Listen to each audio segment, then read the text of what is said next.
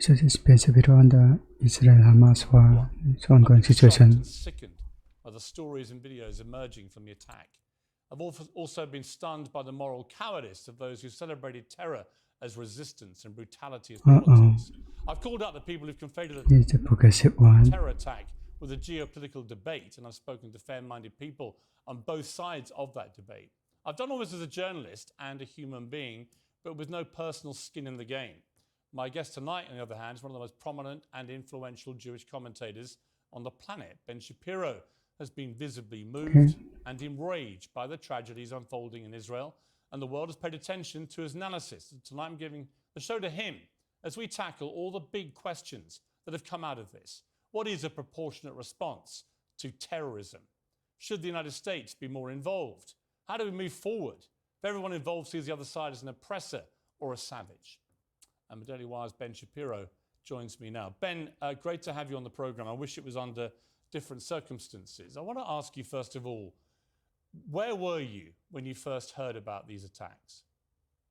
So I'd been in Israel for several weeks, and we had just gotten home to the United States on Friday morning. Friday night, obviously, is Sabbath for Orthodox Jews. It's in the US. It also happened to be one of the biggest celebratory days of the year.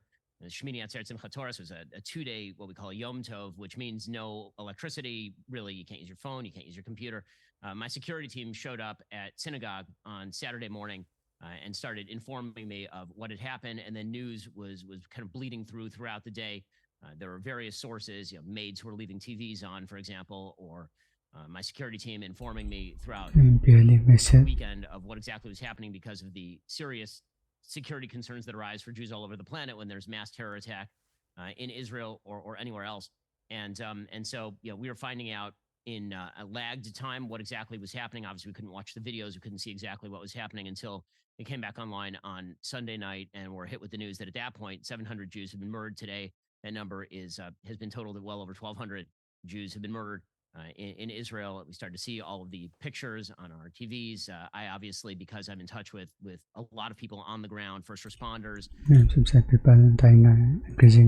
on the ground in Israel, I started receiving extraordinary levels of footage and video and audio and pictures of what exactly had happened in these places. And I mean, these are images. I've been trying to show them to the audience for one very specific reason. And that specific reason is to understand what evil is, you have to look in the face of evil. And I think that we in the West have a peculiar narcissism.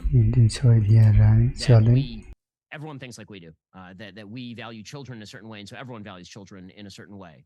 That if somebody does something truly terrible or evil, it must be that there was something that, quote unquote, drove them to, it must be a policy question. But as it turns out, that is not the case, because there's literally nothing, I think, Piers, that could drive people in the West, a normal person, to go and to murder a baby in their crib in a civilian area, to simply walk in and gun down grandmothers, or to rape a woman and drag her back to the Gaza Strip. What could drive you to do that? I can't think of anything that would drive me to do that, but there are a lot of people who are not only driven to do that, but believe full well in the people out there virtue of what they're doing. That is a different mode of thought, and that is not something you can negotiate with. You've seemed about this, for completely understandable reasons, to have been more enraged than I think I've ever seen you, almost like a simmering volcano as you've talked about this. I want to play a clip from your Daily Wire YouTube channel. You have 6 million subscribers, and this is part of what was, I thought, a very powerful address that you made there. I am a Jew. Those have been the words of the Jewish people for 3 millennia. Those were the words of the men, women, and children of Masada. Those were the words of the followers of Bar Kokhba. Those were the words of Jews in Granada in 1066 and the Rhineland in 1096, and Khmelnytsky from 1648 to 1657, and Kishinev in 1903, and Hebron in 1929. Those were the words of Jews in Auschwitz and Treblinka. Those were the last words of Daniel Pearl. And those are my words too. They're the words of my parents, the words of my wife, my children. Over the weekend, my people, the Jewish people, were attacked. They're murdered, mutilated. Our women were raped. Our children were kidnapped. This has happened millions of times before to millions of Jews across history. Jew hatred exists because evil exists, because there are people who have, I thought it was the Jews attacking Hamas, for literally all of human history, hated the Jews and sought to strike at them while they are weak. It's true for the other side too, man. who have blamed It's not only the the Jews. Jews for their own problems, who have crafted complex conspiracy theories about the supposed power of the Jews, who have sought to destroy, to murder, to mutilate, to rape the Jews, from Pharaoh to Haman, from Hitler to Hamas. What reaction have you had to that, Ben? I think the reaction has been pretty strong and overwhelmingly positive. I think there are a lot of people, not only Jews, mostly my audience is people who are not Jewish, obviously, who understand the history of the Jewish people, who understand what it means when the greatest slaughter of Jews on a mass scale happens since the Holocaust, and who understand that it is inextricably linked to a history of anti-Semitism that goes back thousands of years. I mean, this extermination level anti-Semitism, what you see from Hamas, it's literally part of their charter. And so the attempt to treat them as a normal political body obviously is foolish. I think that a lot of people resonated to that. It's certainly the strongest I've felt about anything that's happened in my lifetime since 9/11, as an American, since 9/11. And as a Jew, obviously, I'm watching as people that I know, people I'm friends with, are getting called up to go to the military and serve in Gaza, try to protect the Israeli citizenry who are Jews and Arabs, who are Christians and Jews and Muslims. And I'm watching as there are people out there who are rallying on behalf of actual terrorist groups murdering children. I mean, it's an amazing, I would say, exposure of ignorance at best, and Jew hatred at worst. Do you have any personal connection to anyone whose life was taken? I don't. I'm Probably lucky. not. I would say that I have. Certainly, I know a lot of people who do. So the way to talk about the Jewish community in general, there are not very many Jews on the planet. Due to conspiracy theories, people tend to think there are tens of millions of Jews on the planet. The grand total number of Jews on planet Earth is about 15 million. About 7 million who live in the state of Israel. There are about 6 million who live in the United States. And what that means is that in general society, Number of populations actually varies. I you think think 7 degrees of Kevin Bacon. With 7 degrees of connection, you can find anyone. Among Jews, that's one. That number is one. So I certainly know an enormous number of people who have had people who are kidnapped, who've had people who are murdered. I certainly know personally an enormous number of people who are on the ground right now. I know Americans who are in Israel with me who decided to stay over the last day of the Yom Tov, over the holiday, and ended up basically getting stuck there because the airport was shut down because of rocket attacks. And when the call went out to everybody with medical training to show up to help, I know American doctors who showed up at the Gaza border to simply set up triage stations and help people out. So, I mean, it's a very small community. It's a very close-knit community, obviously. You've spoken a lot about Hamas before, called them evil.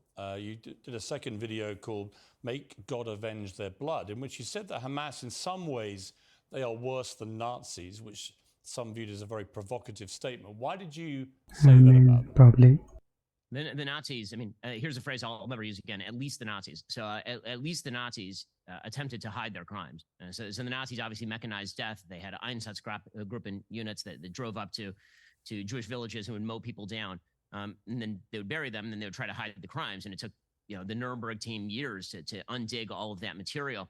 In this particular case, you have Hamas terrorists who are murdering Jews in their beds and then live streaming it and celebrating it and bragging about it and talking about how incredible it is and blasting that sort of stuff out. I mean, the videos that I've been showing on my show, a lot of them are coming directly from Hamas. I mean, it's Hamas that is taking contemporaneous video of this sort of stuff. And that's a whole new level of evil. I mean, to celebrate this sort of stuff, to treat it as a triumph. I mean, I think the thing that people really have to realize here is this is not a military operation. This was not a military operation. I mean, people have compared this to, for example, the 1973 Yom Kippur War.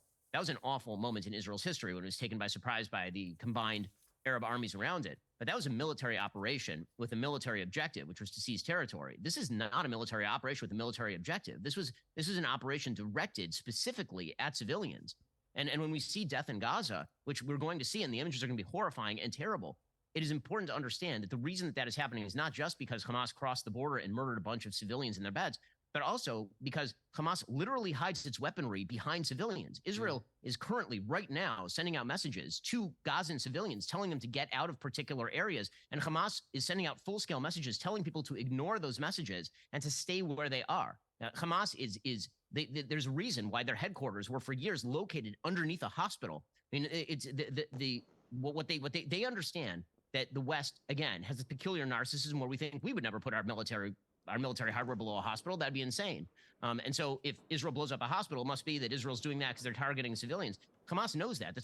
That's why they're doing it. That's why they're doing it. They literally hide their rocket launchers behind apartment buildings in the hope that Israel will strike back and have to kill civilians in the process. Israel cares significantly more about civilian casualties in Gaza than Hamas ever has. There have been so many horrendous images and videos. The poor girl from the music festival taken away on the motorbike was just bone-chilling to watch. I saw something on CNN yesterday with Jake Tapper where he's interviewing the relative of his grandmother, who was murdered, and Hamas posted the video of her being murdered onto her Facebook page so her family would watch it. When you hear that, it's sort of unconscionable. It's kind of beyond depravity. This is inhumanity. I mean, Piers, you're in the business of words, and I'm in the business of words, and I've found myself repeatedly over the last few days unable to find words to describe the kind of thing that we're seeing. And again, we stretch, I think, in the West, and I stretch as an American. I think we all stretch to try and find, what would drive somebody to do something like this. And the answer sometimes is that they're I don't know how to say this otherwise. They are not like you. Hamas is not like you. They don't think like you. They don't have the same priorities as you. They don't have the same values as you. And that means that any attempt to buy them off is bound to fail. And this is inextricably intertwined with the history. I mean, the fact is, Israel turned over the Gaza Strip in 2005. There were no Jews living in the Gaza Strip since 2005. The areas that were attacked in this particular terrorist attack are not areas that are in the so-called settlements, the Shtachim, in Judea, Samaria, what's called the West Bank. That's not the area that was attacked. The area that was attacked has been sovereign Israeli territory since 1947-48. And that territory was attacked from across a border that is entirely controlled by Hamas, which has utilized pretty much every dollar that has flooded into that region over the course of 20 years from America, from Europe, taxpayer dollars that have been used to build up these terror capabilities. And every time there are cement shipments into the area ruled by Hamas, Hamas has used it to build terror tunnels. Pipes that have been sent into the area ruled by Hamas that were meant to build sewage systems have been repurposed and used for rocket tubes. I mean, it's utterly insane. And to try and protecting from the Israelis. Come up with some sort of territorial solution. This is really just a territorial dispute. It is not a territorial. It's getting complicated, honestly. It is a genocidal group that makes clear its own intentions. I don't know how many times people have to tell you who they are before we believe them. The reason that I've been saying that Hamas is genocidal for literally my entire career is because they say in their own founding documents that they are genocidal. It's not as though they're attempting to avoid culpability or responsibility for this. They are saying it out loud. They're begging you to take them seriously. Well, they're also terrorists. I mean, let's just be crystal clear. This is an act of terrorism that we saw at the weekend, the worst since 9/11, one of the worst terror attacks in modern history. And yet you have mainstream media, the BBC in Britain, refusing to describe Hamas as terrorists. They call them militants. Even John Simpson, one of their senior foreign correspondents and editors, said it's not a journalist's role to call groups like Hamas terrorists. He says calling someone a terrorist means you're taking sides and ceasing to treat the situation with due impartiality. The BBC's job is to place the facts before its audience and let them decide what they think honestly and without ranting. That's why in Britain and throughout the world, nearly 500 million watch, listen to, and read us. There's always someone who'd like us to rant. Sorry, it's not what we do, but I don't think it's about ranting to describe acts of terror as being committed by terrorists. And the New York Times apparently today actually changed the wording of a story they put online and changed the word Hamas terrorists to Hamas gunmen, as if they're almost terrified, literally, I mean, how ironic, of using the word terrorist. But what is it about mainstream media, two huge examples of it, New York Times and the BBC, that they won't just call this what it is? I think that a lot of these groups are afraid of because of the ads, probably. Political implications of just calling a terrorist a terrorist. I mean, when you acknowledge that the government of the Gaza Strip is in fact a terrorist government, that has some pretty large-scale implications for a lot of the political agendas at play. Because, of course, the great sort of dream of the West since at least the Oslo Accords has been that territorial concessions and that economic concessions would solve this problem. And when it turns out that an entire area is governed by a government that is in fact a terrorist government, is an actual terrorist group, then that has some pretty significant implications moving forward for the prospects in the region. And it also suggests that Israel has a moral duty, which it absolutely does, to protect its own citizenry by eviscerating that terrorist group from the planet. And the word terrorist has a definition. And that definition, by any stretch of the imagination, is fulfilled by what Hamas is. I mean, the BBC's explanation is so bizarre. It's almost like suggesting that if you found a man who had murdered his wife in an apartment and you reported on that, you didn't call it murder. You just said that someone was killed. A person the situation may depend was on killed. And a group of people doing something against the others. person was convicted of murder, and you still said they're not a murderer. We don't make judgments over here and use language like the word murderer because that would carry some moral implication. Well, yes, it turns out that murdering entire families, slaughtering entire families, burning them. I mean, some of the stuff that I've been tweeting out, which is stuff I'm getting, again, directly from first responders on the ground. I mean, just a few moments ago, I tweeted, I wish I didn't have to tweet out these photos, but I think people need to understand the consequences of failing to see evil for what it is. It was a photo of a group of people in a kibbutz called Kibbutz Be'eri, which is again near the border where 100 bodies were found. And they were attempting to simply escape, and Hamas stopped the car and burned these people alive. I mean, I don't know how you don't call that. What other goal could you have but to obscure the morality of the situation if you refuse to call things what they are? It boggles the mind. It truly does. I mean, what also boggled the mind for me was Black Lives Matter Chicago, which had a Twitter account with 60,000 followers. They actually posted a caricature image of a paraglider saying, "I stand with Palestine." The paragliders, of course, were the ones who flew in and killed all the people at the music festival. What? What did you feel when you saw that? It's too far gone. I mean, unsurprising, only in the sense that Black Lives Matter as an organization had all sorts of solidarity statements about Palestine going all the way back to the original movement in 2014, 2015.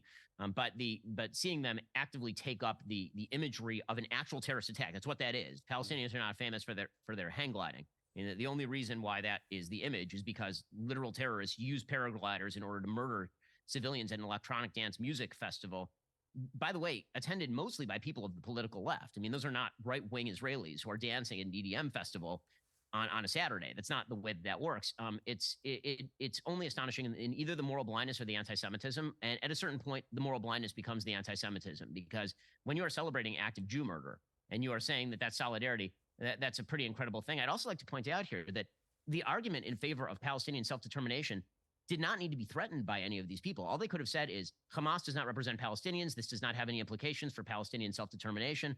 Hamas is a terrorist group, and they ought to be eviscerated, and they ought to be replaced by a better government that could make peace. Like, none of this is particularly hard. The fact that they're lumping together Hamas with the Palestinian cause says an awful lot, and it doesn't say anything good. In one of the videos, you say the only solution is for Israel to annex the Gaza Strip and kill enough sons of bitches to make sure this isn't a problem again. You say anyone who calls for a ceasefire is a terrorist sympathizer under these circumstances. Just kill all of the Gaza. What? That got a lot of pushback. I guess this comes to the point of appropriate response. Yeah, so with that response, how far do you go? the How do you solution. isolate genuine Hamas from perhaps completely innocent Palestinians in Gaza, of which there will be many? One person called you a genocidal warmonger for that rhetoric. And there's a person called Mohammed Hijab in a video called in responding to Ben Shapiro on Israel. He says this. First and foremost, I'll say, yes, we condemn any woman, child, or whatever it may be that's being killed who's Jewish and who's not a non-combatant. But why is it the case, Ben, why is it the case that none of your colleagues or you have been able to offer one single condolence, one single condemnation, one single word of sympathy for any of the Gazans that have been killed? Don't try and smear us. Don't try and slander us. Don't try and attack. Don't try and produce red areas. And I think you're an ass, a jackass. And we're not talking about Hamas. We're talking about children here. We're talking about women here. We're talking about elderly people. You make me sick. You make me sick. What's your response to that, Ben? I mean, that will be, I'm sure, a reaction you've heard from a lot of people. What do you feel about that? I mean, my obvious response is, of course, I feel horrible for the people who are being held by Hamas in a state of tyranny. Is there a butt coming out? For the past 15 years, Hamas was the elected government in Gaza in 2006. There hasn't been an election since then. all the people who are today ranting, as you heard Mohammed Hijab doing right there, I don't hear them talking about liberating Gaza from Hamas, which is the greatest threat to the way of life of Gazans on planet Earth. Again, I have nothing but sympathy for Hamas, for the people that Hamas is governing, or the people that Hamas is exploiting. Really, I have nothing but sympathy for civilians there.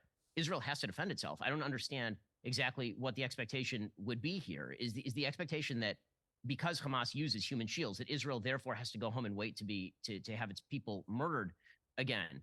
Israel tried it. So he's just turning back on his the way that Mohammed Hijab and others would like. Israel literally pulled in 2000. Just twisting his words carefully. They literally pulled thousands of Jews out of the Gaza Strip. It was called the disengagement, and it was massively unpopular in wide swaths of Israel. They pulled out, they built a wall, and they basically said, "Go ahead and govern yourselves."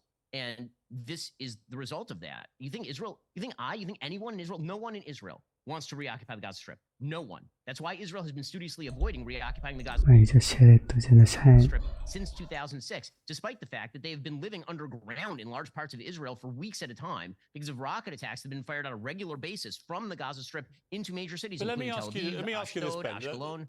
In Gaza, you have 2 million people, many of whom are young people. Pretty hopeless conditions to live in. I think people would agree with that. Not much chance of getting out of there. They live in very densely populated areas. We know from in the last 24 hours that Israel controls water, controls energy, power going in there. Many would see that is... You just cut off all the supply or something. If you want to afford equal rights to people living in Gaza. And then it comes down to proportionate response and how you try and, like I say, how do you attack Hamas, given they're all over Gaza, living amongst the general population? How do you attack and isolate genuine members of Hamas, genuine terrorists, from the civilian population? And given that is almost impossible, clearly, what is a proportionate response to what's happened here? Well, frankly, I don't believe in proportionate response to terrorism. I believe that the way that you stop terrorism is with wildly disproportionate response. That doesn't mean in terms of targeting civilians. It means in terms of killing as many terrorists as humanly possible and allowing them to dictate the terms of engagement by hiding behind civilians in areas that they are supposedly responsible for, means that the only option for Israel is to surrender to Hamas's hatred of its own citizens, its willingness to use its own children. Yeah, I don't think they'll surrender. As human shields. No country worth its salt could ever do that. No government trying to protect its own citizens could ever do that. What exactly is the alternative option other than for Israel to try to kill as many of these terrorists and depose Hamas and hopefully help put in place some sort of international overseen community that would actually govern the Gaza Strip in a rational, reasonable way that actually maximizes the possibility only ways balance of its citizens? Israel, over the course of the last year, no terms and all, allowed some 15,000 work permits to Gazans. Many of those work permits, we're now finding out, were used by terrorists in order to cross the border. The fact that Israel controls the water and the power, the reason that Israel controls the water and the power is specifically because if they did not control the water and the power, Hamas would be right now holed up with the water and the power indefinitely. I mean, the fact is that the reason that Israel controls, for example, the sea border is because if they did not, there were attempts to ship weapons in from Turkey multiple times. The impossible situation in which Israel finds itself with regard to the Gaza Strip is mirrored only by the impossible situation in which Gazan civilians find themselves. And all of that, every single iota of that, is the result of Hamas, which means unless there is a change in status, in which Hamas is removed from power, in which someone else is put in charge, this is going to continue. Again, but I would Israel, argue 10,000 Jews want to die going into the Gaza Strip in order to defend their citizens? I agree with you, but I would also say that I think that it would also benefit any chance of a peace settlement that if Netanyahu wasn't in charge anymore. I mean, apart from anything else, this is an unbelievable breach and failure of security and military. I think part of that can be apportioned to the extraordinary social unrest that's been enveloping Israel since his cabinet, full of a lot of right-wing headbangers, frankly, some of whom have actually called themselves fascists, have tried to take on the judiciary and the Supreme Court. I don't feel comfortable about that. What do you feel about that? And do you feel that Netanyahu is the right person? Does it need a completely clean leadership now, both in Palestine and Israel, to try and get to somewhere approaching peace?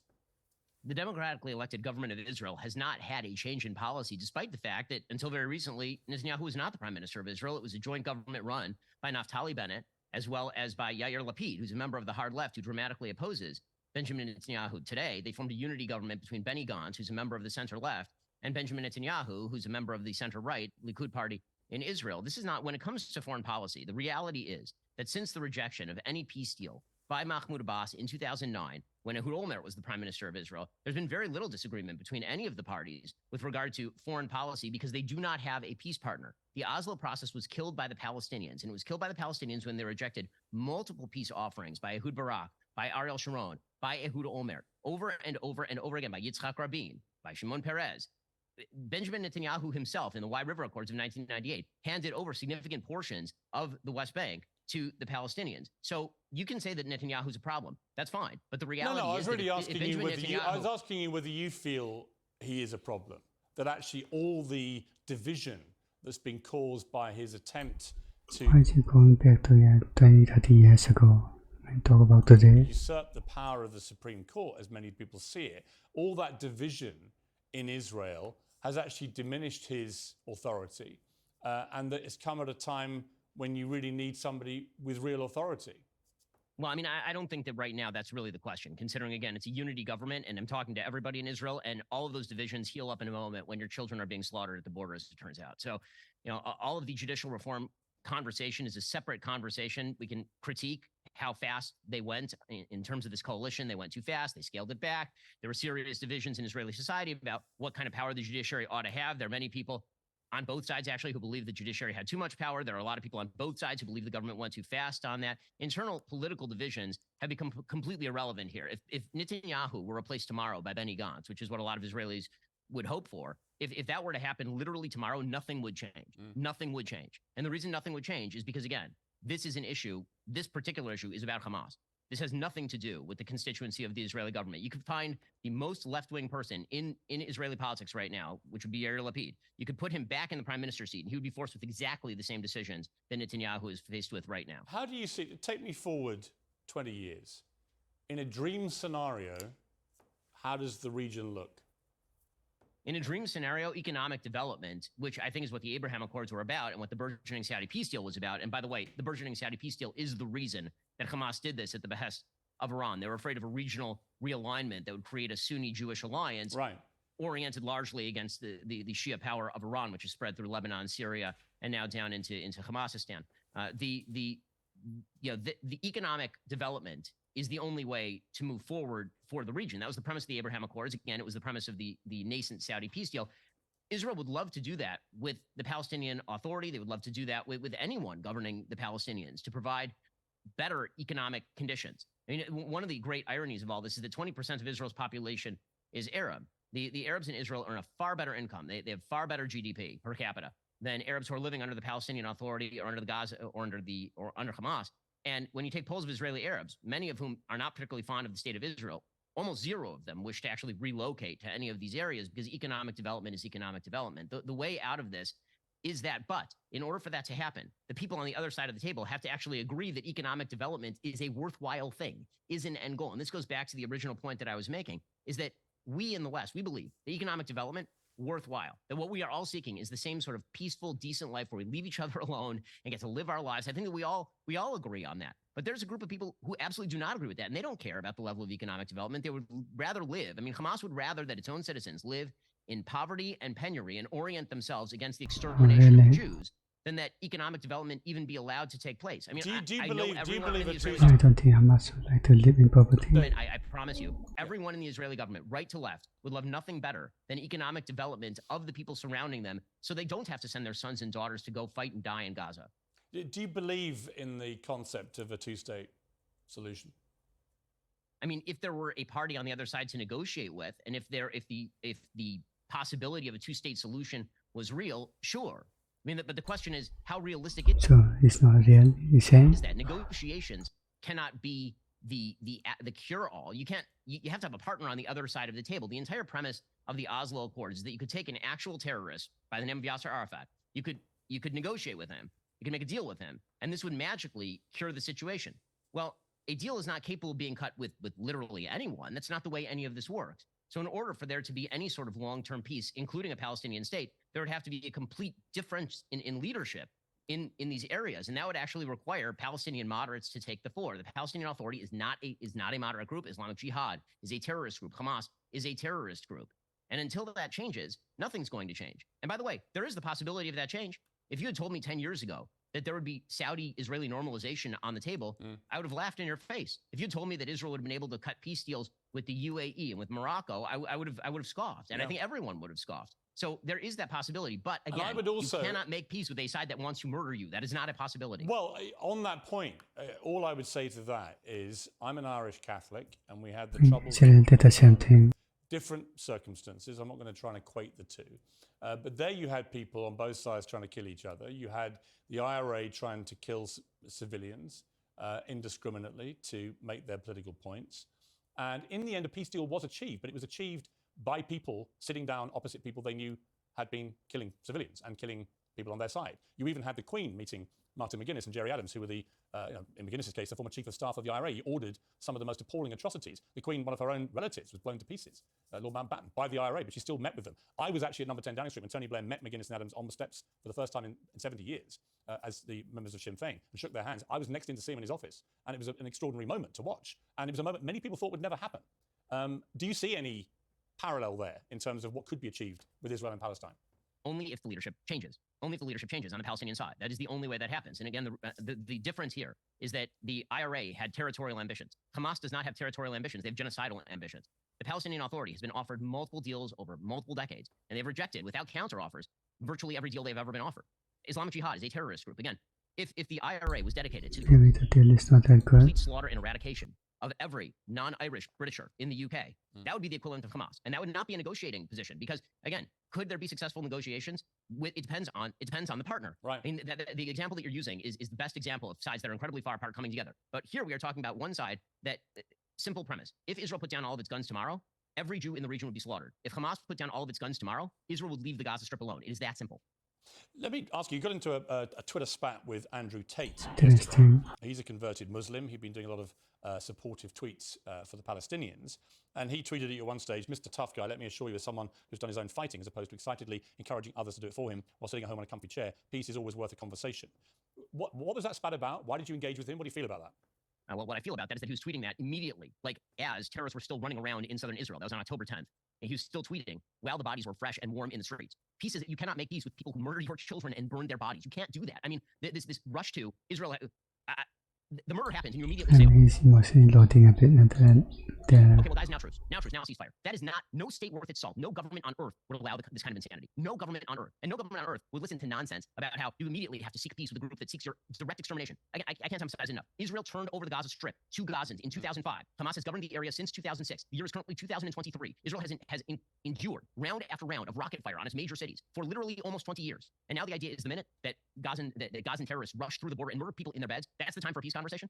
That's the time for peace conversation. By the way, and I'm not going to be lectured on morality and toughness by Andrew Tate, whose great idea of toughness and morality is pimping women and then bragging about it on air and there you go. trying to quasi-walk it back while simultaneously maintaining many of the same positions and flexing his biceps.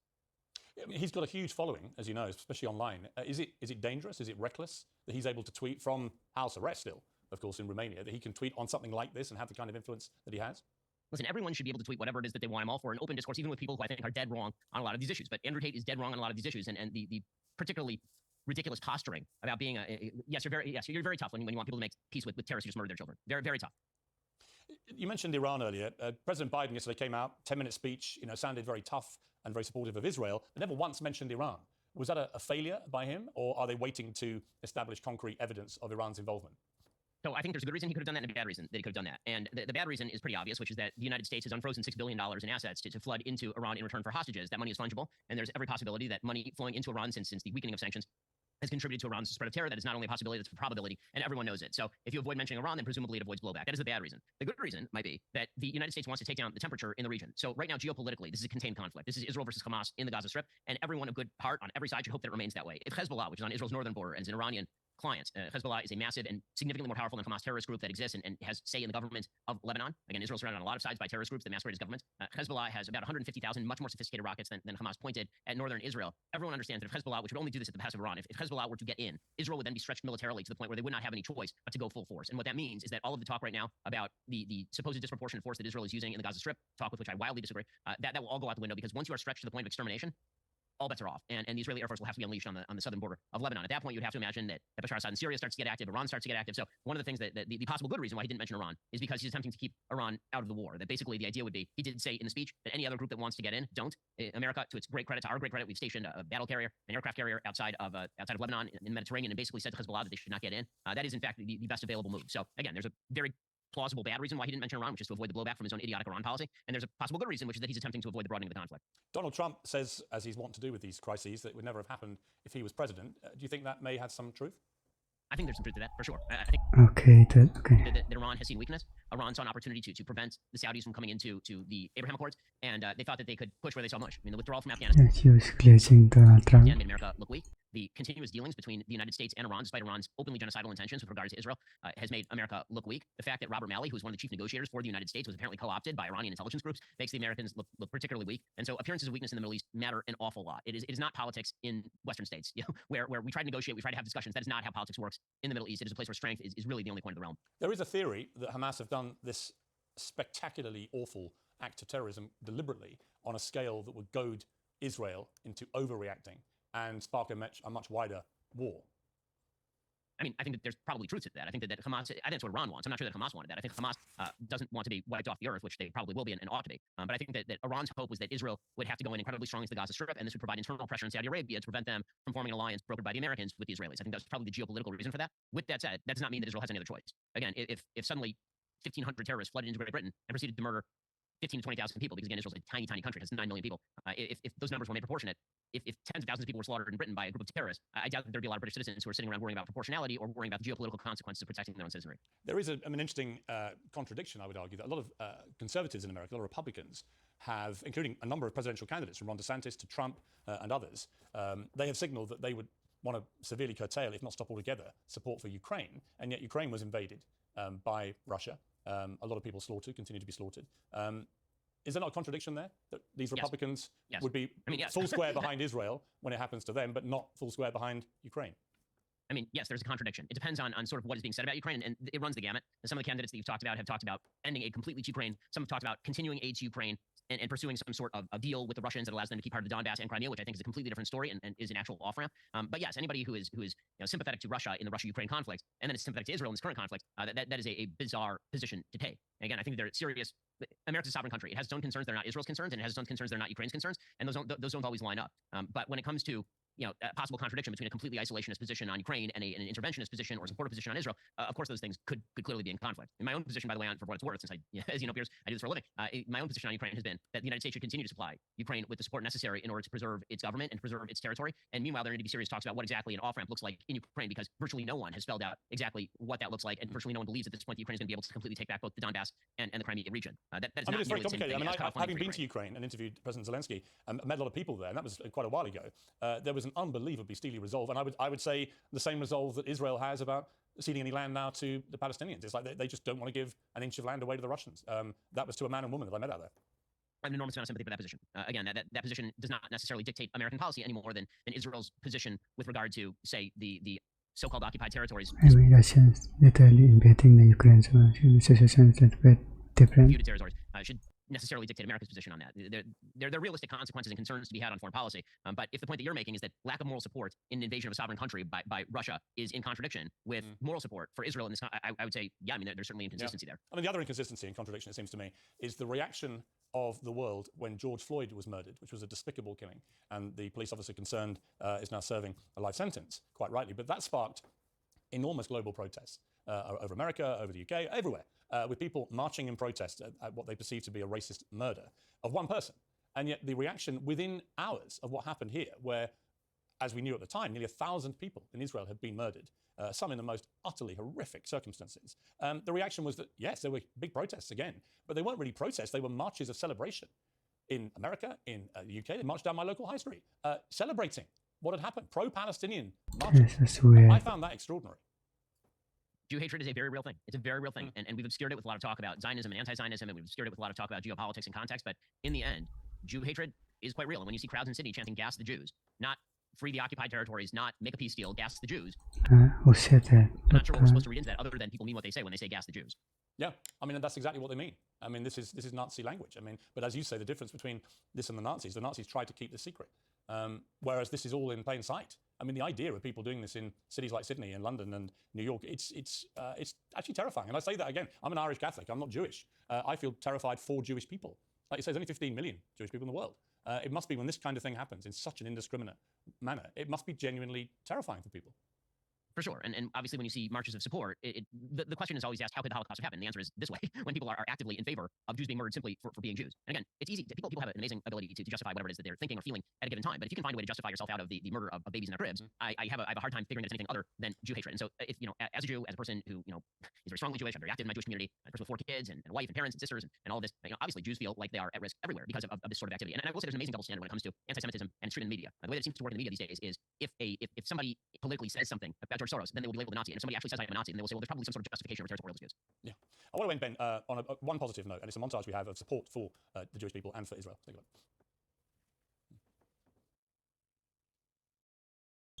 我瞧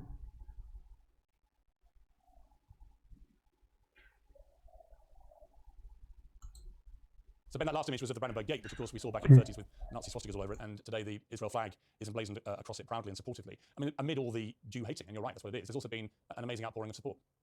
And that is incredible, and we who are Jews obviously appreciate that. And I'd just like to say at the very end here that must be translated into allowing Israel to do what must be done to protect her own citizenry, because goodwill only goes so far as the actual protection of human lives. And if the Jews were to rely on the goodwill of the world over the course of history, it would have gone very poorly for them. That's why the state of Israel exists. It exists never again, is never again. And in order for that to be a reality, the IDF, the state of Israel, has to be able to defend itself, has to be able to defend its citizenry, protect them from the kind of slaughter and It's savage. Ben Shapiro, thank you very much indeed for your time today. une conversation, I guess.